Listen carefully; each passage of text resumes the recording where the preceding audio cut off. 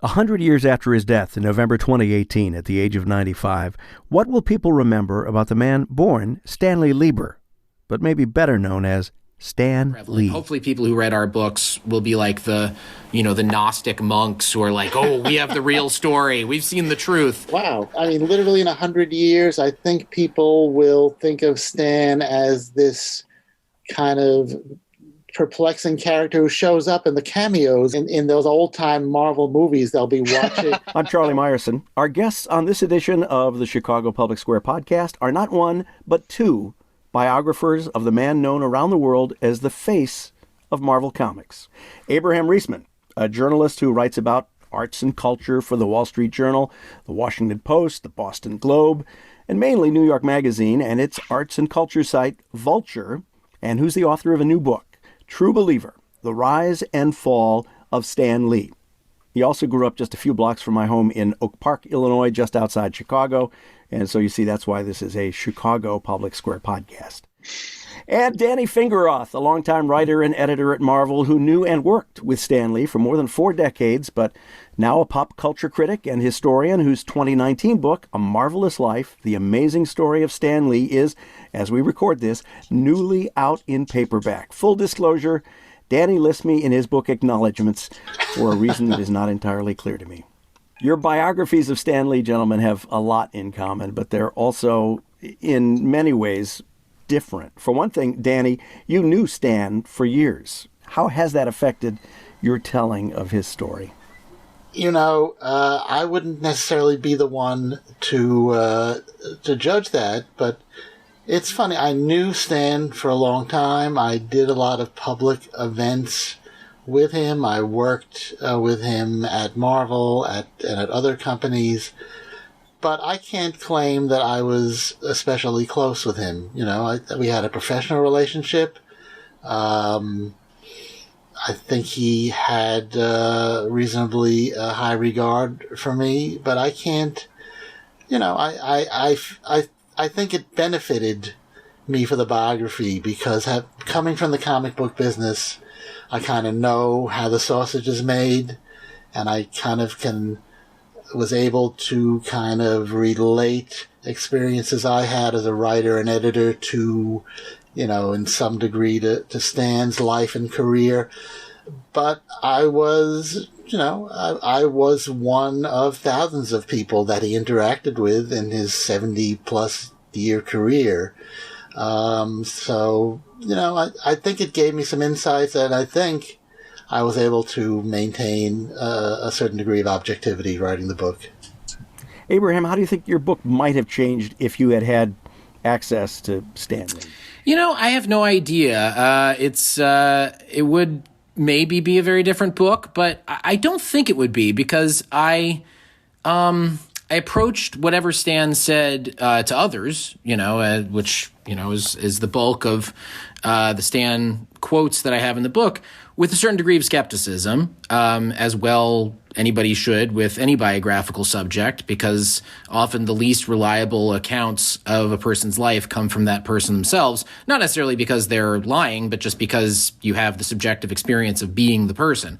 So I wish I'd had opportunities to have the really interesting interviews that Danny had with Stan. I mean, I often found myself very jealous while I was reading his book of how much he'd gotten out of Stan. And a lot of that really informed the narrative in my own book. I don't know how much it would have changed, but I'm certainly grateful for the work that Danny did.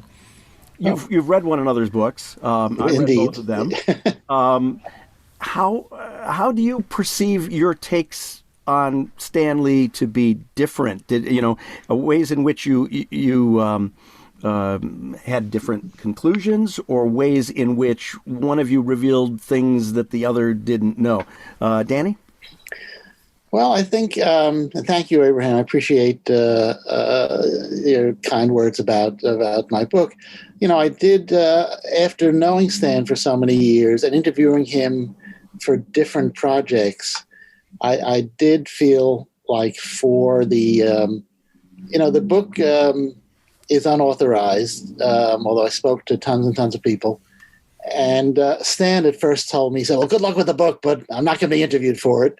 And he then ended up doing 2 very lengthy interviews for it. And I thought by that point, after having interviewed him in private, in public, I'd finally learned how to approach him and get beyond kind of the boilerplate stories and get beyond the things he'd repeated a million times, and yet I still got him about a year and a half, 2 years before he died, and so his mind was very clear, even if his energy was uneven. So I mean, so the question is, how is mine different? Was that? Well, yeah. I think having I want you guys to fight. Actually, is what I. Yeah. No, that's not going to happen. We get along. You've come to the wrong That's show right. if you're looking for that. That's right. And I've got my lawyer right here out of the Yeah. Exactly. he'll let me know if I say the wrong thing. Yeah. Okay. I feel having been an insider in the comic book business, I felt that I was able to, I don't want to say forgiving, I was able to lay out what Stan did and didn't do and things he said and didn't say. And I wanted to let the reader kind of be able to make up their own mind. I didn't want to direct them. My favorite reviews or comments on the book have been from people who didn't like Stan or didn't trust him or who felt he was a bullshit artist, but who said, I thought you gave a fair summary of the guy's life. And I just want to pop in to say I really thank Danny for a comment he made. We when I first got approached about writing the book, I reached out to Danny and I said, is there any chance I could sort of pick your brain because you're somebody who knows a lot about Stan? And he wrote back and very politely said, I told you a long time ago that I am writing a Stan biography, so I can't talk to you for that. And that was not the thing that I appreciated. We had lunch briefly, and Danny made a great point about Stan, which is, as somebody who works in the comics industry, that being Danny and not me, it's important to keep in perspective that there were people who, whatever Stan's flaws, there were people who worked in the comics industry in positions similar to his who were a million times more vicious or abusive than he ever was. And that was something that was important for me to hear, keeping in perspective what the holistic vision of the industry was. So I thank him for that. Abraham, I know you dug deep because in your research you came across a cassette that I sent Stanley back in 1975, a recording of an obsequious interview I did with him when I was a college student. Finally, I asked Smiling Stan, as Marvel fans call him, what he thinks of the current state of the comics art. Comics are now being taken somewhat seriously by people above the age of 14. Yes, I found that while I was at the Stanley Archives in Laramie, Wyoming. Tell us about your adventures in the Stanley Archives at the University of Wyoming. Well, Danny beat me to it. He had his adventures prior to me, and but I was blown away by the sheer quantity of stuff that's there. I mean, it's something like 194 boxes. It's somewhere just shy of 200. And what I think most surprised me was the amount of you mentioned the cassette tape. I was not prepared for how many recordings would be in there, both video and audio. I assumed it was going to be mostly documentation because that's sort of the easiest thing to send for an archive. But they had VHS tapes of the Lee family home movies in there, and any number of other sort of private recordings and personal documents. And I found it overwhelming, gratifying, and occasionally perplexing as to why something might have been left there. But, I'm not going to complain. The more the merrier. But it was a pretty fascinating experience, and I'm forever indebted to my research assistant because, boy, there was a lot of stuff to scan. Okay, Danny, you beat Abraham there. What was your adventure at the University of Wyoming like? That archive is incredible. I mean, I beat Abraham there. By the same token, he went several years later, so there was a lot more material. You and also a guy named J.L. Mast, who's a French artist who's doing a graphic novel about Stan and Martin. Both done amazing research. The archive is astonishing because of all the material. And, Stan actually lost a lot of recorded material in a fire in his studio in the 80s. So imagine what would have been there. What I found amazing was that it didn't seem like anything was redacted. There was a lot of stuff that didn't make Stan look so good, I mean, there didn't seem to be anything censored. Like what? What might you have expected to be censored that was not censored? Credit card information. There's credit card information there, and his whole family's social security number. Yeah, it's crazy. but stuff, just articles, critical articles, nasty letters. The wacky thing was, though, of course, not unlike my own files, there would be there'd be a letter from the president of the United States and then a letter in crayon from a kid in the same file. There would just be, here's a letter from Oliver Stone, and here's a letter from Stan asking to open a charge account at the local coffee shop around the corner from Marvel. When he was like a high-level executive going, I think I told you something about the nickel and dime nature of the comic book business in those days, that the president and publisher of the company is signing the letter to the New Tops Deli saying, can we please open a charge account? Yeah, there was just stuff that was a little embarrassing, I think, to Stan. You mentioned Martin, and I think we should explain for the uninitiated who Martin was. And this kind of goes to the heart of Abraham's book, really, which is more so, I think, than yours, sort of a family history of Stan Lee and Marvel Comics. So tell us, in broad strokes, how his family, how his ancestry affected who he was and what Marvel Comics became. The thing that really fascinated me almost more than anything else during the course of my research was looking into Stan's family, not to try and find, scandal and whatever, but looking into his ancestry, especially his parents' experiences in Eastern Romania growing up before they came to the United States, I think informed a lot of my understanding of who Stan became. You always run the risk of turning into too much of an armchair psychoanalyst, but the more I learned about Stan's, especially relationship with his father, the more I started to understand, or at least have some theories about how he constructed the persona and why he constructed that persona. By an amazing coincidence, I now live in Washington Heights in Upper Manhattan, where Stan grew up. And so in some odd way, it's a little more gentrified in parts now, but a big thing that happened here recently was they tore down one of the classic movie palaces, the RKO Coliseum, which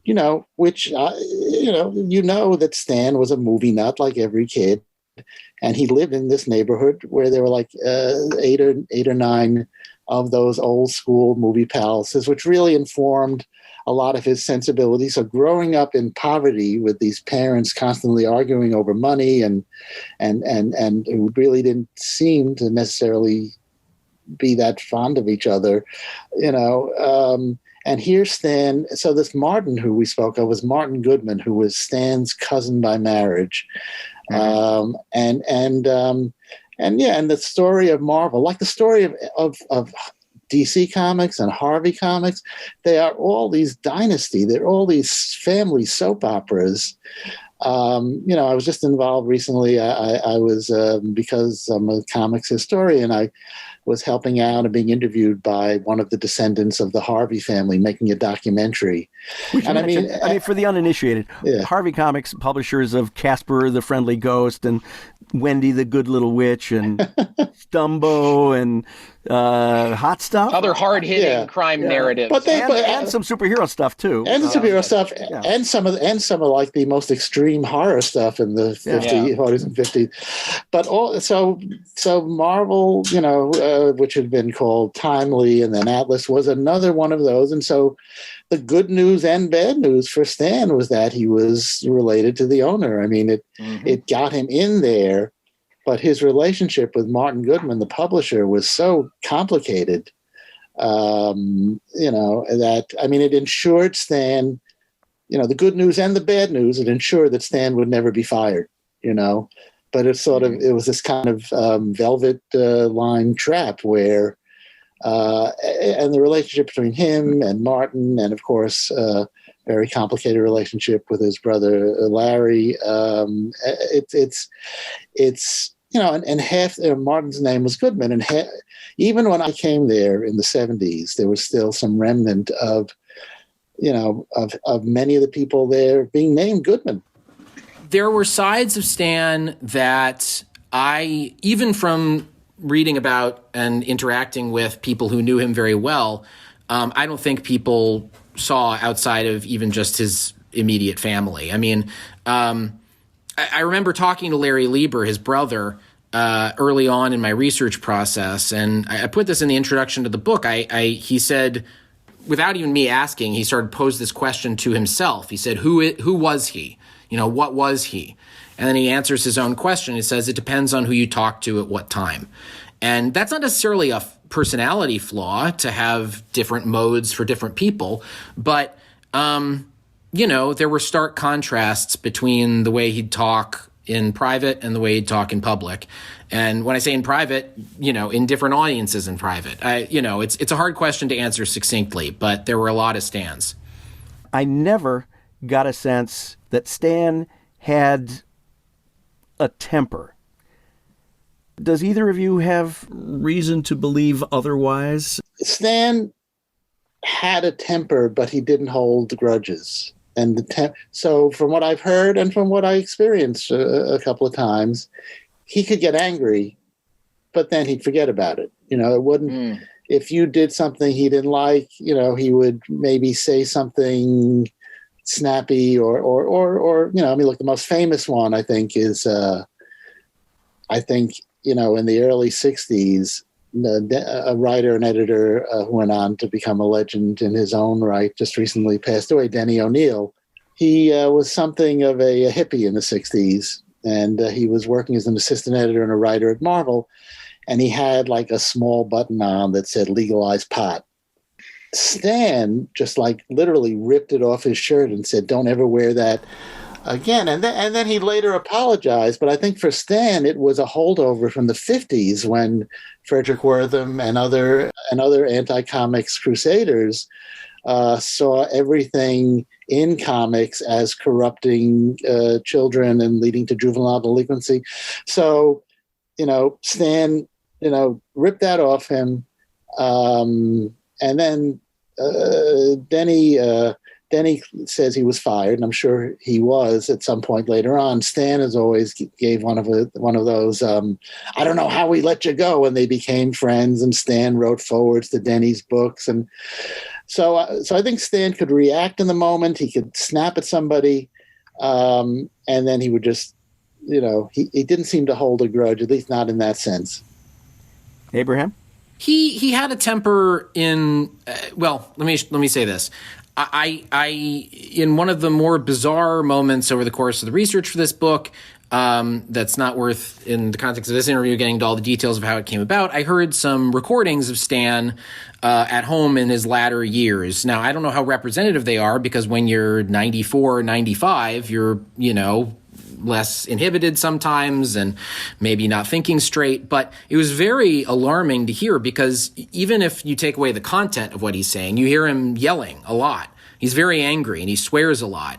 And again, that may just be he was getting older and things changed for him and his brain, whatever. It happens to a lot of us. But it did demonstrate that he was at least capable of having a real temper when it came to certain people, often people in his family. But he never really showed that in public. As Danny points out, he was not somebody who was known for being a raging tyrant when he was, running things at Marvel, which is notable because there were a lot of raging tyrants in comics. There were. I mean, there were a lot of people who were really bad bosses who could be really abusive, and that wasn't Stan for the most part. Danny, in your decades working with Stan and working with Marvel Comics, how did Stan's standing with the staff evolve? The perception of Stan Lee change? Wow.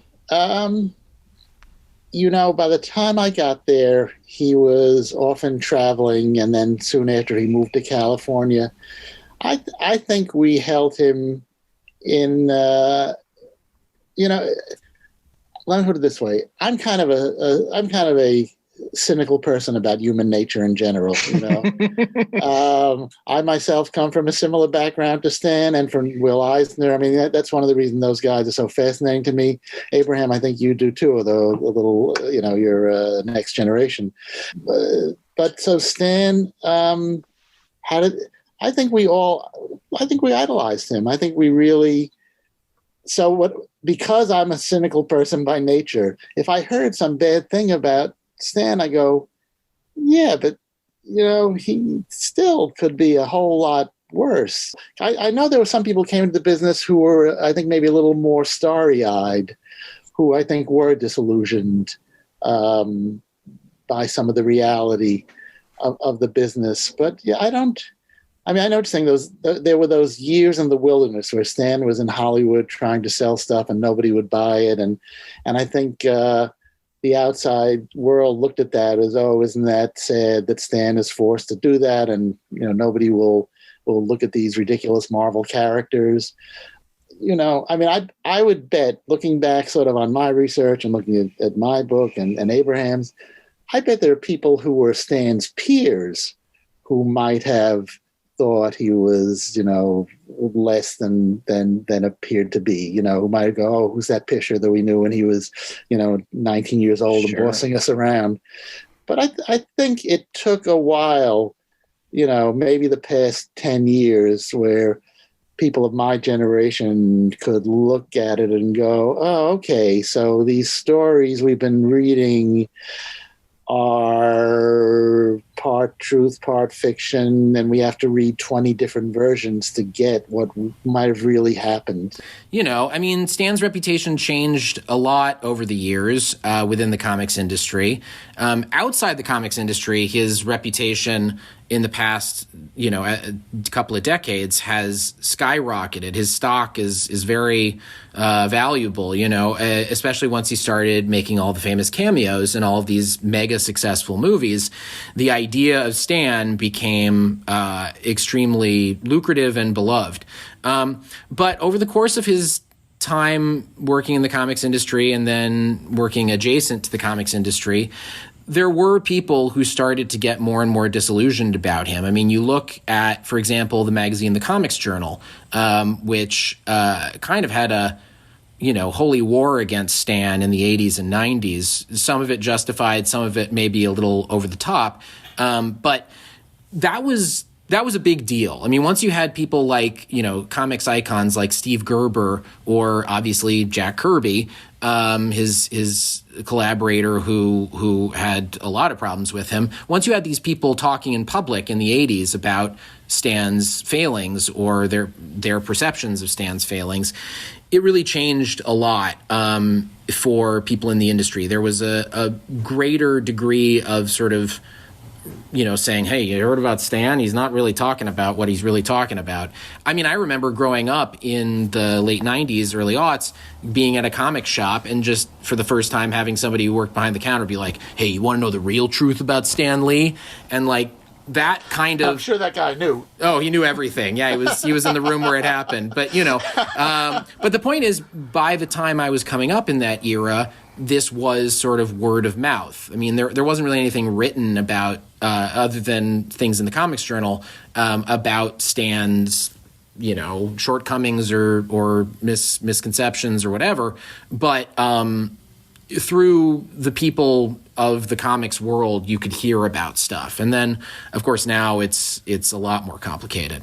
One of the seemingly never-ending battles among comics aficionados is whether Stan Lee gets too much credit. Geez, we're going to do this one? Yeah, I don't think we can do the show without doing this one.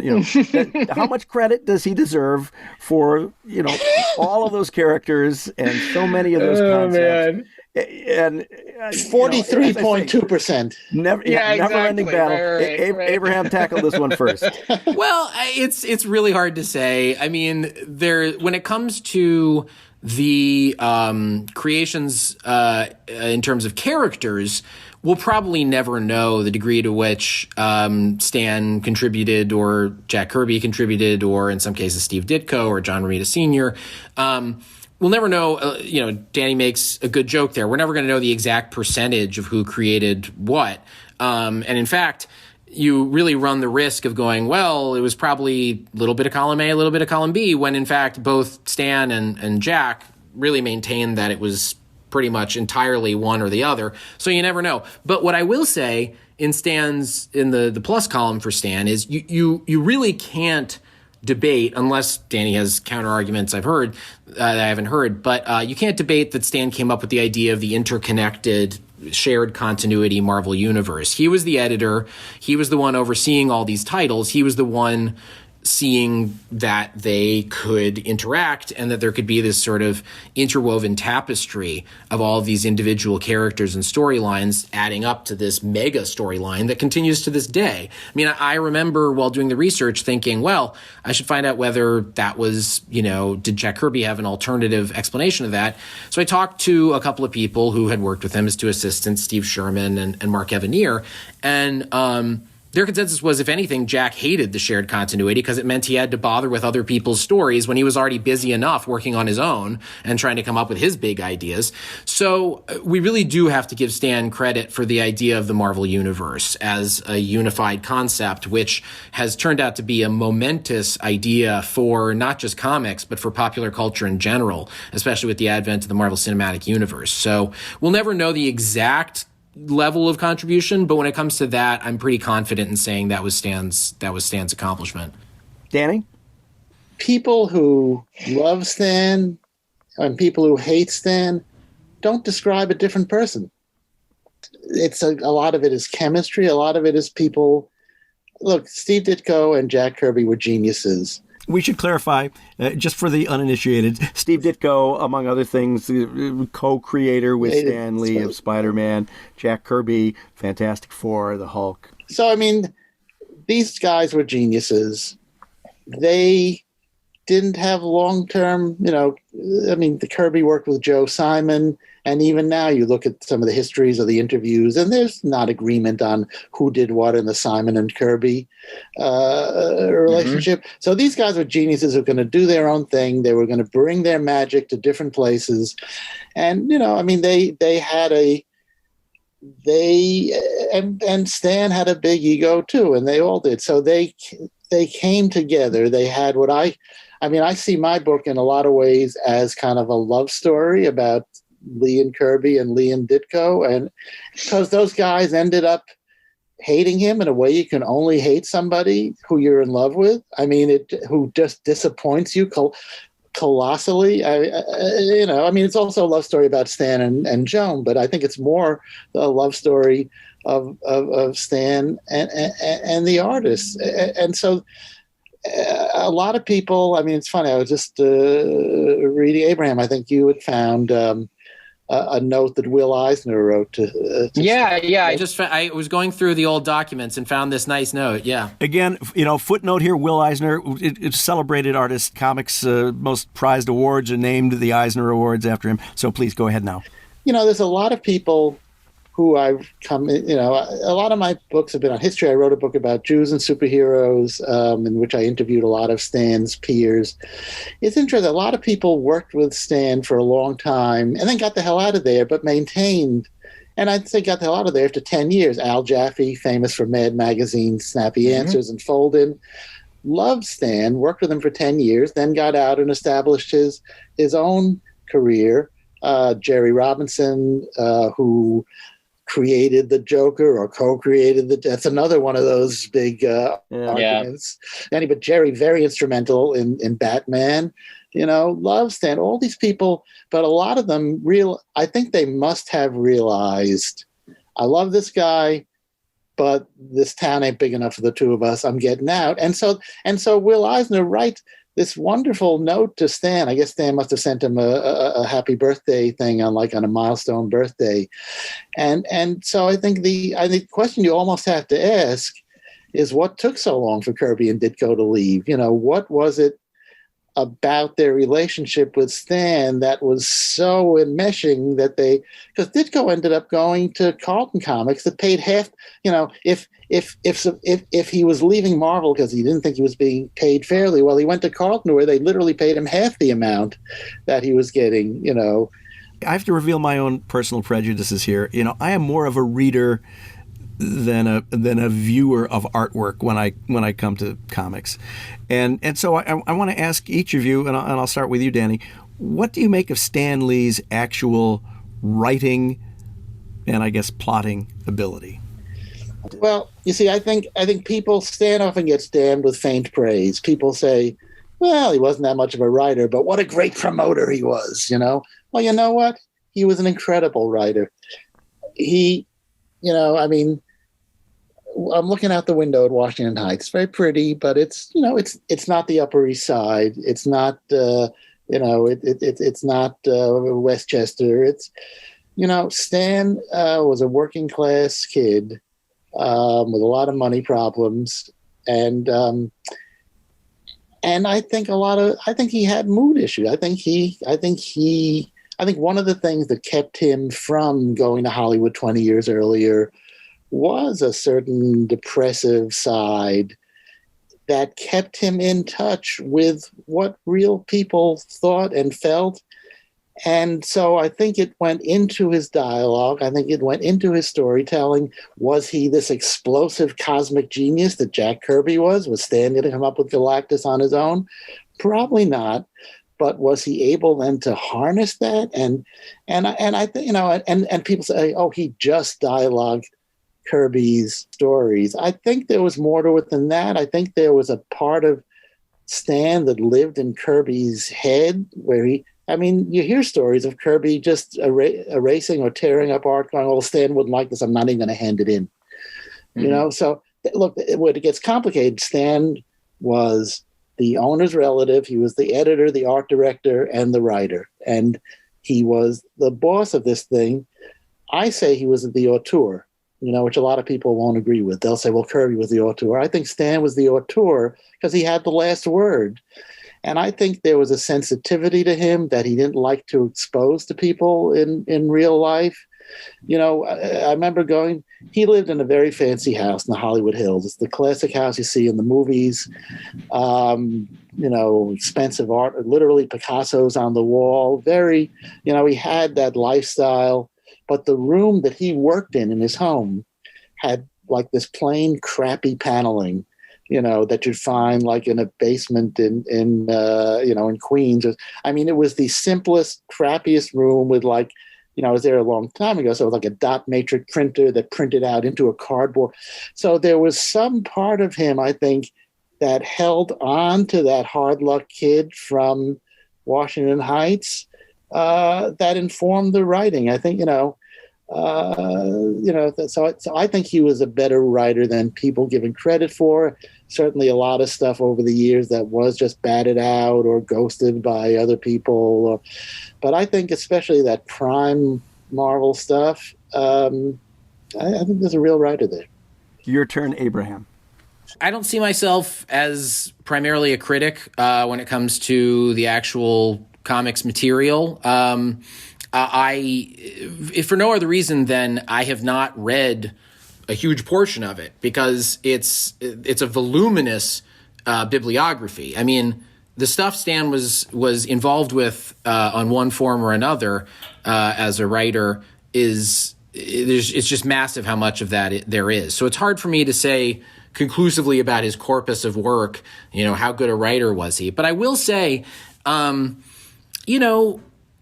contend that we have to be really careful about what we attribute to Stan as a writer. Whether or not it's good, you just have to be careful about what you attribute because due to the Marvel method, which I'm sure your listeners don't want to listen to us bore them about what the Marvel method was in detail, but in basic outline, Stan was not writing full scripts. He was before the comic was drawn and everything. He was either having, story conferences where he would bat around ideas with the writer-artist, co-writer and artist, or he would, by his own admission, sometimes the writer-artist would just come to him and say, I'm going to do this thing. And he'd say, sure, go ahead and do it. And then afterward, after the story had been plotted out and actually constructed, then Stan would do the dialogue and narration.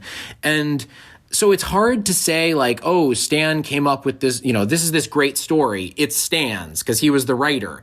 There were two writers on every story, and you can argue about who the primary one was. But, and again, you get into the weirdness of the word writer. Like, if words are not immediately involved, does that count as writing? And I would contend that it does. But anyway, the one thing I think we can all agree on is Stan's verbiage, like his word choices and the way he constructed sentences was revolutionary. I mean, people had not written dialogue and narration like that. And on top of that, letters pages. People had not written letters pages quite that good and interactive before. And that stuff was enormously important in the success of Marvel. Super important. Spoke to me. I wrote and was lucky to have published several letters. Oh, you did? Oh, yeah. I have a big collection. I'll show you sometime when you're in Oak Park, Abraham. Please. Stan's final days were, I think, by any measure, sad. What went wrong and why? Danny? Oh, boy. For all that people like to say that he was ruthless and, and used and stepped over people, Stan, I think, perceived himself as being this kind of poor kid from Washington Heights in the Bronx, and I think he'd like to surround himself with people he saw as being worldly and tough and smart, and people who would look out for him and aggressively pursue his interests. You have to, a thing that I did, that I got from some time I did spend like with Stan and Joan over the years. At the San Diego Con and just to visit, having dinner with them. Their perception, is that anytime somebody new bought Marvel, the new owner's first thought was, why are we paying this guy so much money? What's he done for us lately? Let's get rid of this Stan Lee guy. We don't need him. And they would immediately, that's when, and Joan, I mean, part of it was that his wife died about a year and a half before he did. And his wife was, and a few trusted business associates were, or as she called it, the bulldogs who protected him. So Stan saw himself, whether rightly or wrongly, as this vulnerable figure who could be, who was very disposable to his bosses. So he surrounded himself with people, what we call in Yiddish starkers, with like tough guys, people who would go out and be scary on his behalf. And I think what ended up happening is that some of those people kind of turned that on him. I think he trusted or allowed people into his inner circle who were fierce and were tough, but then ended up abusing him and exploiting him. And I think that's part of the, that's the downside about living your protectors and your friends, is that there's nobody left to really look out for your interests. Abraham, how would you summarize the last days of Stan Lee? I devote the whole last chapter, which is a lot of thousands of words, just to 2017 to 2018. Like, there are chapters in my book that cover a decade and a half, and then there's one that is just that set of months because it was extremely eventful. And we won't get into all the details here, but basically some combination of individuals who were around Stan were abusing and grifting him. It's hard to say exactly who was doing what because there are a lot of conflicting accounts. But even if we can't say exactly who the abusers were, we can see the evidence of the abuse. I mean, he would release these weird video messages, and there were weird lawsuits that he was allegedly, part of, but there's dispute about whether he was even really aware of them or behind them. And it got very ugly. There there were a lot of incidents and moments of great vulnerability for Stan.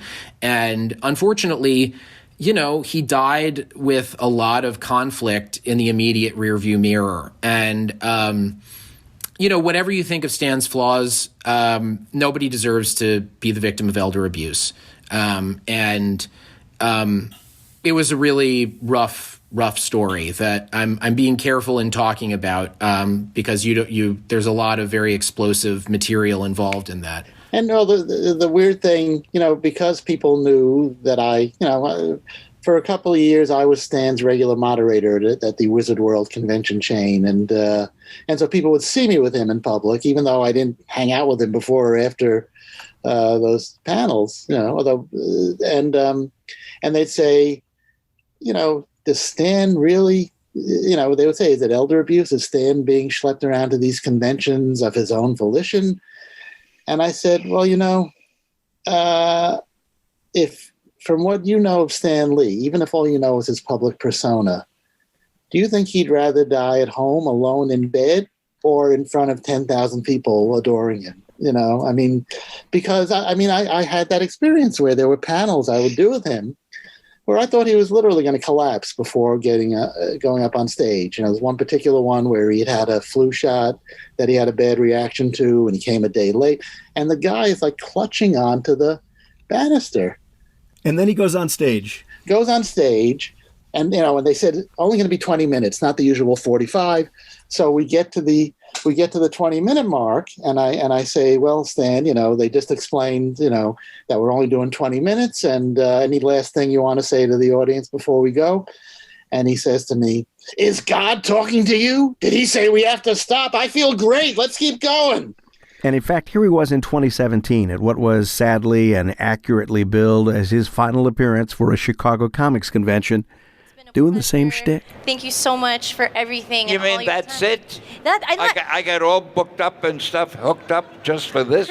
So when you have a guy, and I've seen, you've seen that I've seen that with elderly, not elderly people in general, but certainly elderly celebrities. So, there's no business like show business. Yeah. Gentlemen, 100 years after Stan Lee's death, what one thing do you think he will be best remembered for? I think he's going to be remembered as, justifiably or not, people have filed away in their heads, and the historical record has filed away in itself that he was the genius behind Marvel Comics. And I think it's hard to accept nuance. And I think people are probably 100 years from now still going to be calling him the genius of Marvel Comics and the creator of Marvel Comics and the creator of the Marvel Universe and all the characters. And that, not everybody. Hopefully there will be people who read Danny's and my books and know that it's more complicated than that. But I think this isn't so much a testament to Stan, although he was a very good salesman of himself, which is one of the reasons why the conventional wisdom is this. But it's also, not to sound like too much of a cynic, but it's a flaw in human nature. We want there to be simple, authorship of the things we like. And we want there to be a singular figure who we can associate with some great creation. And it doesn't work that way 9 times out of 10. Success has a million parents, failure's an orphan, it's hard to exactly pin down who did what, but that doesn't stop people from just saying it was all this guy. So I imagine that'll still be prevalent. Hopefully people who read our books will be like the Gnostic monks who are like, oh, we have the real story. We've seen the truth. But I think people will probably have the same conventional wisdom as they have now. Danny? Wow. Literally in 100 years, I think people will think of Stan as this kind of perplexing character who shows up in the cameos in the Marvel, in those old time Marvel movies. They'll be watching. they'll be watching on their blenders. I don't think he was Walt Disney. I don't think he achieved Walt Disneyness. Although I'd be curious what a child asks if you ask a kid who's Walt Disney, if they would even know. So I think they will remember Iron Man and Spider-Man and the Hulk and the X-Men. I think I think, maybe he did too good a job at making the characters paramount. So I don't, in 50 years, maybe there'll be people who will, this might be getting very Talmudic here. In 50 years, maybe what Abraham said, I think would probably be true. I think in 100, I think it's going to be more like the characters will take primacy over any one or two individual creators. I hope both of your books are in print 100 years from now. Our guests on this edition of the Chicago Public Square podcast have been Danny Fingeroth, author of A Marvelous Life, The Amazing Story of Stan Lee, and he reads the audiobook too, available from audible.com. Oh, no kidding. Discs. I do, yes. It's true. And that's Abraham Reisman, author of True Believer, The Rise and Fall of Stan Lee. Interviewed on January 29th, 2021, I'm Charlie Meyerson. This is the Chicago Public Square podcast. Thanks for listening. You